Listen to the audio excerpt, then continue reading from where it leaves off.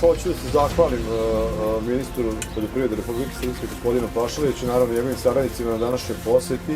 Jedno veliko zadovoljstvo uspostavljeno još jedno saradnje.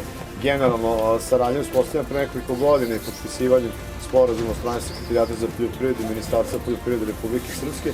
Međutim, dalje to nastavljamo i realizujemo određene ciljeve. Ono što je danas dogovoreno, jedan od najbitnijih projekata jeste održavanje konferencije, a zatim i formiranje radne grupe na temu organske proizvodnje.